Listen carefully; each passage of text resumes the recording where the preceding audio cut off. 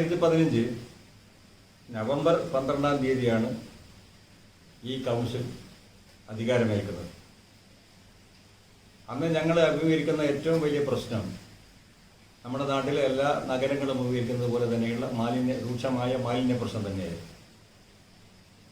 2015 ഞങ്ങൾ വരുമ്പോൾ ഉണ്ടായിരുന്ന മാലിന്യ പ്രശ്നത്തിന് അതിന് മുമ്പുള്ള കൗൺസിലുകൾ നിരവധി ശ്രമങ്ങൾ കൈക്കൊണ്ടിരുന്നു.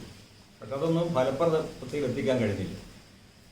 തെക്കേ ഇന്ത്യയിൽ ആദ്യമായി മലം ചുമക്കുന്ന സ്കാവെഞ്ചിങ് ഏർപ്പാട് അവസാനിപ്പിച്ച പാരമ്പര്യമുള്ള നഗരമാണ് വടകര നഗരം. 1962 ഈ മലം ചുമക്കുന്ന സ്കാവെഞ്ചിങ് ഏർപ്പാട് വടകരയിൽ അവസാനിപ്പിച്ചത്. അവിടെ നിന്നാണ് വടകരയിലെ മാലിന്യ സംസ്കരണത്തിൻ്റെ ശ്രമങ്ങൾ ആരംഭിക്കുന്നത്. പക്ഷേ 2015 ഞങ്ങൾ വരുമ്പോഴും മാലിന്യ പ്രശ്നം രൂക്ഷമായി തന്നെ പരിഹാരം കാണാതെ നിൽക്കുന്ന നിലയാണ് ഉണ്ടായിരുന്നത്. ഞങ്ങൾ വന്നപ്പോഴാണ് അത് പരിഹാരം കാണാൻ ആവശ്യമായ അന്നത്തെ സാഹചര്യങ്ങൾ കൂടി ഉപയോഗപ്പെടുത്തിക്കൊണ്ട് ഫലപ്രദമായ ചില നടപടികൾ സ്വീകരിക്കാൻ കഴിഞ്ഞു. സാർവദേശീയമായി അംഗീകരിച്ച ഉറവിട മാലിന്യ സംസ്കരണം എന്ന നിലപാട് ഫലപ്രദമായി നടപ്പിലാക്കാൻ വാർഡ് സഭകളും റെസിഡൻസ് അസോസിയേഷനുകളും മറ്റ് വിവിധ ജനകീയ സംരംഭങ്ങളും വ്യാപാരികളും പൊതുവെ പറഞ്ഞാൽ വടകര നഗരത്തിലെ 18,000 വീടുകളിൽ അധിവസിക്കുന്ന 75,000-ഓളം വരുന്ന ജനസംഖ്യയിൽ നല്ല ഭാഗവും നല്ല സഹകരണം കാഴ്ചവെച്ചതിൻ്റെ ഭാഗമായി ഇപ്പോൾ ഈ 5 വർഷം കഴിയുമ്പോൾ തിരിഞ്ഞു നോക്കുമ്പോൾ വടകര നഗരസഭ മാലിന്യ സംസ്കരണത്തിൽ അത്ര വലിയ രൂക്ഷമായ പ്രശ്നമില്ലാത്ത നഗരമായി എന്ന് മാത്രമല്ല സ്റ്റേറ്റിനാകെ മാതൃകയാവുന്ന ഒരു നഗരമായി മാറി. 2017 സംസ്ഥാന സർക്കാരിൻ്റെ പുതിയ നിർദ്ദേശത്തിൻ്റെ അടിസ്ഥാനത്തിൽ മാലിന്യ സംസ്കരണത്തിന് ജൈവ മാലിന്യം ഉറവിടങ്ങളിൽ സംസ്കരിക്കാനും അജൈവ മാലിന്യങ്ങൾ സമാഹരിച്ച് സെഗ്രിഗേറ്റ് ചെയ്ത് പുനരുപയോഗത്തിന് ഉപയോഗിക്കുന്ന രൂപത്തിലുള്ള നടപടികൾക്ക് തീരുമാനമായത്. അത് വെച്ചുകൊണ്ട് കുടുംബശ്രീ പ്രവർത്തകരെ ഉൾപ്പെടുത്തി വാർഡുകളിൽ നിന്ന് തിരഞ്ഞെടുത്ത അംഗങ്ങളെ ഉൾപ്പെടുത്തി 65 അംഗങ്ങളുള്ള ഹരിതകർമ്മസേനയ്ക്ക് രൂപം നൽകി. ആ ഹരിതകർമ്മസേന ചാരിറ്റബിൾ സൊസൈറ്റി ആക്ട് പ്രകാരം രജിസ്റ്റർ ചെയ്ത് ഞങ്ങളും നഗരസഭയും തമ്മിലുണ്ടാക്കിയ ഒരു കരാറിൻ്റെ അടിസ്ഥാനത്തിൽ വീടുകളിൽ നിന്ന് 50 രൂപ വീതവും കടകളിലുള്ള വ്യാപ്തിക്കനുസരിച്ച് 100 രൂപ മുതൽ 300 രൂപ വരെ വിവിധ അളവിനനുസരിച്ചുള്ള ഫീസ് വസൂലാക്കി അജൈവ മാലിന്യങ്ങൾ സമാഹരിക്കാൻ ആവശ്യമായ നടപടി സ്വീകരിച്ചു. അതിൽ തന്നെ പുതിയ ഒരു മാർഗം ഞങ്ങൾ അനുവർത്തിച്ചു. ഓരോ മാസവും ഈ ഉറവിടത്തിൽ തന്നെ സെഗ്രിഗേഷൻ നടക്കാവുന്ന രൂപത്തിൽ ഓരോ മാസവും ഒരു മാസം പ്ലാസ്റ്റിക്, മറ്റൊരു മാസം ഇലക്ട്രോണിക് വേസ്റ്റ്, മറ്റൊരു മാസം കോട്ടൺ ഉപയോഗിച്ച് പഴകിയ കോട്ടണുകൾ, മറ്റൊരു മാസം മറ്റ് ചെരുപ്പും ബാഗും ഉൾപ്പെടെയുള്ള സാധനങ്ങൾ. അങ്ങനെ ഓരോ മാസവും ഓരോ തരം സാധനങ്ങൾ മാത്രം വീടുകളിൽ നിന്നും കടകളിൽ നിന്നും സമാഹരിച്ച് അത് വിവിധ വാർഡുകളിൽ ഏർപ്പെടുത്തിയിട്ടുള്ള MCFകളിൽ വെച്ച് ഈ വാഹനം ലഭ്യമാകുന്ന മുറക്ക് അവിടെ നിന്ന് മാറ്റി MRFകളിൽ എത്തിച്ച് അവിടെ നിന്ന് വീണ്ടും സെഗ്രിഗേറ്റ് ചെയ്ത് പ്ലാസ്റ്റിക്കുകൾ ഒരു ഷ്രെഡിംഗ് മെഷീൻ വെച്ച് നുറുക്കി താറിന് ഉപയോഗിക്കാൻ ഉപയുക്തമാക്കി. നഗരസഭയിൽ തന്നെ 5 കിലോമീറ്ററിലേറെ ദൈർഘ്യമുള്ള റോഡുകൾ ഇതിൻ്റെ ഭാഗമായി ടാർ ചെയ്തു. മറ്റ് ക്ലീൻ കേരള കമ്പനിയുമായി കരാറുണ്ടാക്കി ഈ ടാർ റോഡ് ചെയ്യാൻ വേണ്ടി പ്ലാസ്റ്റിക് ഉപയോഗിക്കുന്നതിന് വിലക്ക് നൽകുന്ന ഏർപ്പാടുണ്ടാക്കി. അതുപോലെ തന്നെ റീസൈക്കിൾ ചെയ്യാവുന്ന സാധനങ്ങൾ ലേലം ചെയ്ത് വിറ്റ് വലിയ വരുമാനം ഉണ്ടാക്കുന്ന നിലയുണ്ടായി. ഇത് ഒരു സ്വയം സമ്പൂർണ്ണ സംവിധാനമായി ഈ വീടുകളിൽ നിന്നും കടകളിൽ നിന്നും കിട്ടുന്ന വരവ് ഉപയോഗിച്ച് മാസത്തിൽ 10,000 രൂപ ഏറ്റവും ചുരുങ്ങിയത് പ്രതിഫലം ലഭിക്കാവുന്ന രൂപത്തിലുള്ള ഒരു സ്ഥിരം സംവിധാനമായി അത് മാറ്റാൻ ഞങ്ങൾ കഴിഞ്ഞതിൻ്റെ ഭാഗമായി വടകര ഇപ്പം മാലിന്യ പ്രശ്നത്തിൽ ഒരു ആക്ഷേപവും ഇല്ലാത്ത നിലയുണ്ടാക്കി. നേരത്തെ നഗരസഭയിലെ ജൈവ മാലിന്യങ്ങൾ സമ്മിശ്രമായി സമാഹരിച്ച് പുതിയാപ്പിൽ ട്രഞ്ചിങ് ഗ്രൗണ്ടിൽ നിക്ഷേപിക്കുന്ന നടപടിയാണ് ഉണ്ടായിരുന്നത്. ആ പരിപാടി തന്നെ ഞങ്ങൾ അവസാനിപ്പിച്ചു. അതുകൊണ്ട് തന്നെ മാലിന്യം ഇപ്പോൾ ഒരു പ്രശ്നമല്ല. ജലമലിനീകരണമാണ് മറ്റൊരു പ്രശ്നം ഉണ്ടായിരുന്നത്. കടകളുമായും റെസ്റ്റോറൻറ്റുകളുമായും ഒക്കെ നിരന്തരമായി ബന്ധപ്പെട്ട് അവരെ കൂടി ബോധ്യപ്പെടുത്തി മലിനജലം ഉൽപ്പാദിപ്പിക്കുന്ന സ്ഥാപനങ്ങൾ തന്നെ ജലം ശുദ്ധീകരിക്കാൻ ആവശ്യമായ സംവിധാനങ്ങൾ പരമാവധി ഏർപ്പെടുത്തി പരമാവധി പുറത്തേക്ക് ഒഴുകുന്ന മലിനജലത്തിൻ്റെ അളവ് കുറച്ച് വരുന്ന ജലം നേരത്തെ ഉണ്ടായിരുന്ന ഒരു മലിനജല ശുദ്ധീകരണ പ്ലാന്റ് ശക്തിപ്പെടുത്തി അത് വെച്ച് ശുചീകരിക്കാൻ ആവശ്യമായ നടപടി സ്വീകരിച്ചു. മലിനജലം ഒഴുകുന്നതിൻ്റെ ഭാഗമായി നശിച്ചുപോയ ഒരു തോട്, കരിമനത്തോട്, പ്രസിദ്ധമായ 4,000 വീടുകൾ വഴി കടന്നു പോകുന്ന തോട് ചളികെട്ടി നാറി ആരോഗ്യ പ്രശ്നം ഉണ്ടാക്കുന്നത് ജനകീയ സംരംഭത്തോടു കൂടി ശുദ്ധീകരിക്കാൻ ആവശ്യമായ നടപടികൾ സ്വീകരിച്ച് പിന്നീട് ബഹുമാനപ്പെട്ട MLAയുടെ 1,68,00,000 രൂപ 2 ഘട്ടങ്ങളിലായി ജോലിച്ചർ ഉപയോഗിച്ച് ചടിയെടുത്ത് അതിൻ്റെ സൈഡ് കെട്ടി സംരക്ഷിച്ച് ഇപ്പം നല്ല ശുദ്ധജലം ഒഴുകുന്ന മത്സ്യം വളരുന്ന തോടായി ആ തോടിനെ പുനരുജ്ജീവിക്കാൻ വേണ്ടി ഞങ്ങൾക്ക് കഴിഞ്ഞിട്ടുണ്ട്. അത്തരത്തിലുള്ള ഒരു മലിനീകരണ പ്രശ്നങ്ങൾക്ക് പരിഹാരം കാണാനുള്ള മാതൃകാ പ്രവർത്തനമാണ് നടത്തിയിട്ടുള്ളത്. ഹരിതകർമ്മസേനയാണെങ്കിൽ ഈ പാഴ്വസ്തുക്കൾ സമാഹരിച്ച് സെഗ്രിഗേറ്റ് ചെയ്ത് കൈകാര്യം ചെയ്യുന്നതിന് ഉപരിയായി പുതിയ ചില സംരംഭങ്ങളിലേക്ക് പോയി. ഹരിയാലി എന്ന പേരിൽ ഇവർ സമാഹരിക്കുന്ന ഇലക്ട്രോണിക് പാഴ്വസ്തുക്കളിൽ നിന്ന് റിപ്പയർ ചെയ്ത് പുനരുപയോഗത്തിന് പറ്റുന്ന സാധനങ്ങൾ അവർ തന്നെ റിപ്പയർ ചെയ്ത് പുനരുപയോഗത്തിന് വടകരയിലുള്ള മോഡൽ പോളിടെക്നിക്കിലെ അധ്യാപകന്മാരുടെയും വിദ്യാർത്ഥികളുടെയും സഹായവും വടകരയിലെ ഇലക്ട്രോണിക് റിപ്പയർ ഷോപ്പിലെ വിദഗ്ധന്മാരുടെ സഹായവും സ്വീകരിച്ചുകൊണ്ട് അത് റിപ്പയർ ചെയ്ത് പുനരുപയോഗത്തിന് ഏർപ്പാട് ചെയ്യുന്ന അവസ്ഥയുണ്ടായി. ഇത് ഏറ്റവും എടുത്തു പറയാവുന്നത് ഇപ്പോഴുള്ള നടക്കുന്ന വിദ്യാർത്ഥികൾക്കുള്ള ഓൺലൈൻ പഠന ക്ലാസ്സിൽ TV ലഭ്യമല്ലാത്ത 30ഓളം കുടുംബങ്ങൾക്ക് ഇങ്ങനെ സമാഹരിച്ച TV-കൾ റിപ്പയർ ചെയ്ത് നൽകാൻ കഴിഞ്ഞു എന്നുള്ള മഹത്തായ ഒരു പങ്ക് കൂടി അവർക്ക് വഹിക്കാൻ വേണ്ടി കഴിഞ്ഞു. അതിന് പുറമെ പ്ലാസ്റ്റിക്കിന് പകരം തുണിസഞ്ചികൾ, പലതരത്തിലുള്ള മത്സ്യവും മാംസവും വാങ്ങാൻ വരെ ചോരാത്ത, വെള്ളം പുറത്തു പോകാത്ത തുണിസഞ്ചികൾ നിർമ്മിച്ച് നൽകാൻ ഉള്ള 1 കോടിയിലേറെ രൂപ അതിൻ്റെ ഭാഗമായി സമാഹരിക്കാൻ കഴിയുന്ന നിലയുണ്ടായി. അതുപോലെ ജൈവമാലിന്യ സംസ്കരണത്തിന് ആളുകൾക്ക് ആവശ്യമായ മാതൃകകൾ പരിശീലിപ്പിക്കാനും പഠിപ്പിക്കാനും അത് ചെയ്തു കൊടുക്കാനും ആവശ്യമായ സംവിധാനം ഏർപ്പെടുത്തി ഈ ഫംഗ്ഷനുകളിൽ വിവാഹം പോലെയുള്ള പരിപാടികളിൽ മാലിന്യത്തിൻ്റെ അളവ് കുറക്കാൻ വേണ്ടി സ്റ്റീൽ പ്ലേറ്റും പോർസിലിൻ പ്ലേറ്റും സ്റ്റീൽ ഗ്ലാസും സമാഹരിച്ച് റെൻ്റ് ഷോപ്പ് 6000 പ്ലേറ്റും ഗ്ലാസും സംഘടിപ്പിച്ച് റെൻ്റ് ഷോപ്പ് ഏർപ്പെടുന്ന നിലയുണ്ടായി. അതിപ്പോൾ ഒരു പടി കൂടി കടന്നു കഴിഞ്ഞ 5-ാം തീയതിയാണ് ബഹുമാനപ്പെട്ട മുഖ്യമന്ത്രി ഒരു ഗ്രീൻ ടെക്നോളജി സെൻറ്റർ 5 വർഷം കൊണ്ട് വടകരയെ കാർബൺ ന്യൂട്രൽ നഗരമാക്കി മാറ്റാൻ ലക്ഷ്യം വെച്ചുകൊണ്ട് കാർഷിക മേഖലയിലും ജൈവ സംസ്കരണ മേഖലയിലും ടെക്നോളജി രംഗത്തുമൊക്കെ പുതിയ തലമുറകൾക്ക് അവസരം നൽകിക്കൊണ്ട് പുതിയ സാങ്കേതികവിദ്യ ഉപയോഗിച്ച് അവസാനം വടകരയെ കാർബൺ ന്യൂട്രൽ നഗരമാക്കി മാറ്റാനുള്ള ശ്രമമാണ് ഞങ്ങളിപ്പം ആരംഭിച്ചിട്ടുള്ളത്. മറ്റൊന്ന് വടകരയിലെ റോഡുകളാണ്. ഞങ്ങൾ അധികാരത്തിൽ വരുമ്പോൾ താർ റോഡുകൾ വടകരയിലെ കാലാവസ്ഥ വെച്ച് കേരളത്തിൽ ഏറ്റവും കൂടുതൽ മഴ പെയ്യുന്ന ഒരു പ്രദേശമാണ് വടകര എന്ന് അംഗീകരിക്കപ്പെട്ടിട്ടുണ്ട്. അതിൻ്റെ ഭാഗമായി തന്നെ ഒരു കൊല്ലം കൊണ്ട് തന്നെ താർ റോഡുകൾ തകരാറാവുകയാണ്. മിക്കവാറും റോഡുകൾ തകരാറായി നിൽക്കുന്ന നിലയാണ് ഉണ്ടായിരുന്നത്. നഗരസഭയുടെ തനത് ഫണ്ട് ഉപയോഗിച്ചോ അല്ലെങ്കിൽ പദ്ധതി പണം ഉപയോഗിച്ചോ മാത്രം അത് പരിഹരിക്കാൻ കഴിയാവുന്നതായിരുന്നില്ല. ഇപ്പോൾ പരമാവധി നഗരസഭയുടെ പദ്ധതി പണവും അതോടൊപ്പം ബഹുമാനപ്പെട്ട MLA 10,17,00,000-ലേറെ രൂപ MLAയിൽ നിന്ന് വിവിധ ഘട്ടങ്ങളിലായി MLAയുടെ പ്രാദേശിക വികസന ഫണ്ടിൽ നിന്ന് സംഘടിപ്പിച്ചുകൊണ്ടു.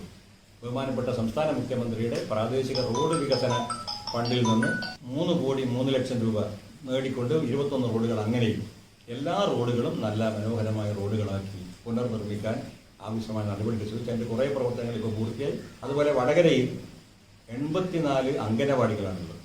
ഇതിൽ 34 അംഗനവാടികൾക്ക് സ്വന്തമായി കെട്ടിടങ്ങളും ബാക്കി പലതും വാടക കെട്ടിടങ്ങളിലാണ് പ്രവർത്തിക്കുന്നത്. അംഗനവാടികൾക്ക് സ്വന്തമായി കെട്ടിടം ഉണ്ടാക്കാൻ പണം വകയിരുത്തിയെങ്കിലും വടകരയിലെ ഭൂമിയുടെ കൂടിയ വില കാരണം സർക്കാർ നിശ്ചയിക്കുന്ന വിലക്ക് ഭൂമി ലഭ്യമാക്കാത്തത് കൊണ്ട് 1-2 അംഗനവാടികൾക്ക് മാത്രമേ അങ്ങനെ കെട്ടിടം ഉണ്ടാക്കി കൊടുക്കാൻ ഞങ്ങൾക്ക് കഴിഞ്ഞുള്ളൂ. ബാക്കി നിലവിലുള്ള 34 അംഗനവാടികളിൽ മിക്കവാറും എല്ലാ അംഗനവാടികളും ആധുനിക നഗരത്തിന് യോജിച്ച രൂപത്തിലുള്ള ശിശു സൗഹൃദമായ അംഗനവാടികളിലേക്ക് മാറ്റാനും കെട്ടിടത്തിൻ്റെ രൂപം മാറ്റാനും കെട്ടിടത്തിൽ ആവശ്യമായ സൗകര്യങ്ങൾ ഏർപ്പെടുത്തിക്കൊണ്ട് എല്ലാ അംഗനവാടികളും മാതൃക അംഗനവാടികൾ എന്ന നിലയിലേക്ക് ഉയർത്തിക്കൊണ്ടുവരാൻ കഴിയാവുന്ന നിലയുണ്ടായി. ആരോഗ്യ മേഖലയിൽ വടകരയിൽ നേരത്തെ ഉണ്ടായിരുന്ന 2 PHCകൾ, ഒന്ന് താഴെയങ്ങാടിയിലുള്ള മൂച്ചേരി ഭാഗത്തുള്ള കുടുംബാരോഗ്യ PHC, അത് ആദ്യഘട്ടത്തിൽ ബഹുമാനപ്പെട്ട MLAയുടെ കൂടി ഉപദേശത്തിൻ്റെ ഭാഗമായി കുടുംബാരോഗ്യ കേന്ദ്രമാക്കി മാറ്റി അവിടെ നല്ല മെച്ചപ്പെട്ട ചികിത്സ വൈകുന്നേരം 6 മണി വരെ, രാവിലെ 9 മണി മുതൽ വൈകുന്നേരം 6 മണി വരെ രോഗികൾക്ക് മുടക്കം കൂടാതെ ചികിത്സ ലഭിക്കാനും ആവശ്യമായ മരുന്ന് ലഭിക്കാനും ലാബ് സൗകര്യമടക്കം ഏർപ്പെടുത്തിക്കൊണ്ട് നല്ല സൗകര്യം ഏർപ്പെടുത്തി.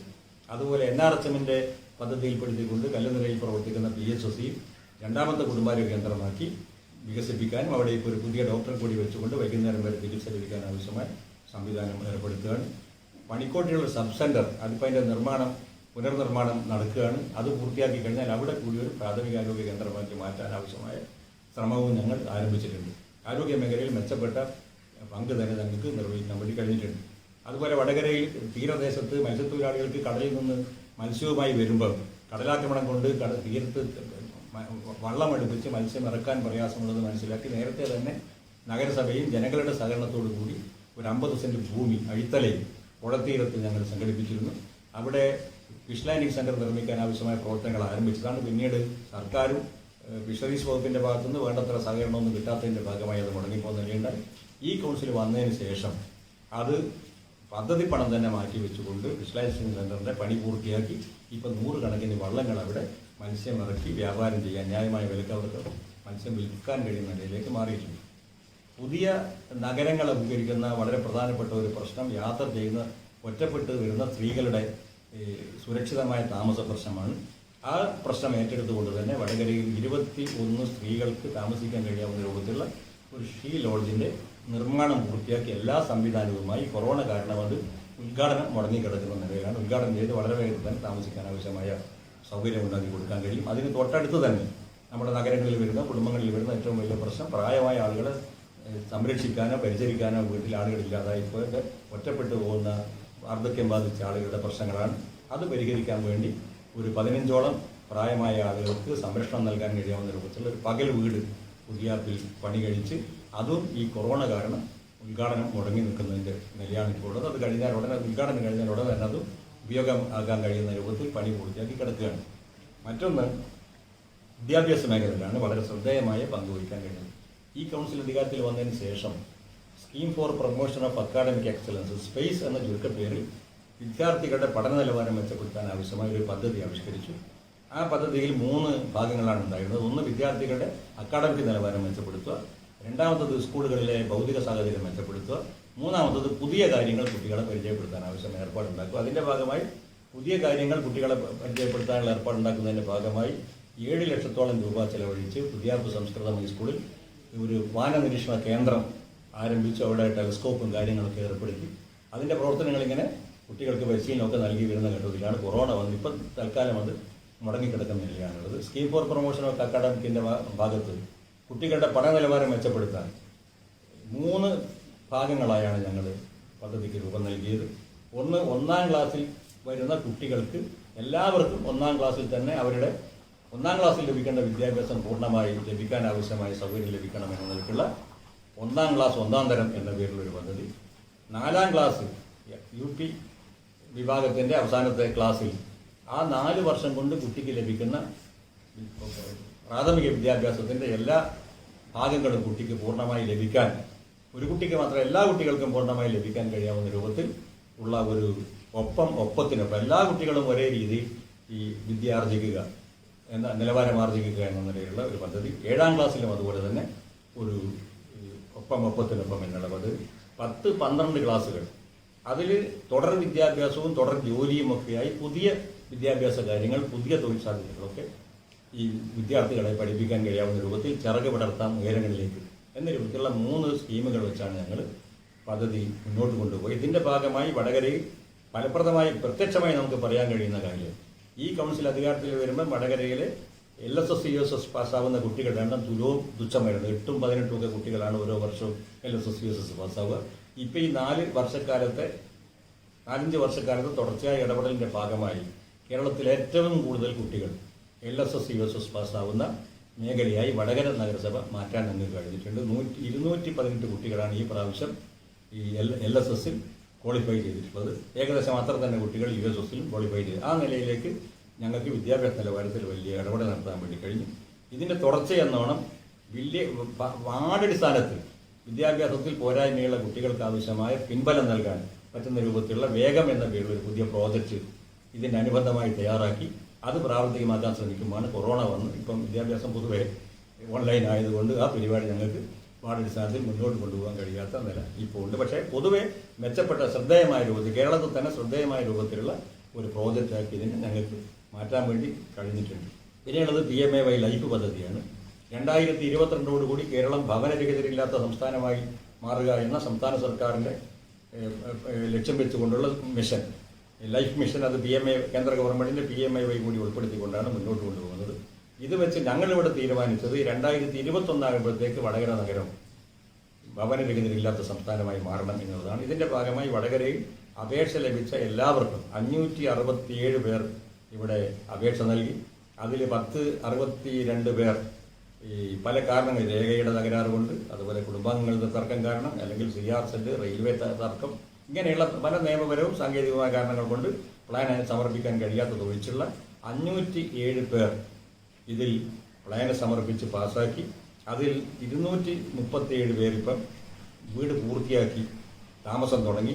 മറ്റൊരു 147ഓളം പേർ എല്ലാ പണിയും പൂർത്തിയാക്കി കംപ്ലീഷൻ പ്ലാൻ സമർപ്പിച്ചാൽ അവർക്കും അവസാനത്തെ ഗഡു കൂടി കൊടുത്ത് അവരും കൂടി പൂർണ്ണമായി പണി പൂർത്തിയാക്കിയ ആളുകളായി മാറുന്ന നിലയുണ്ട്.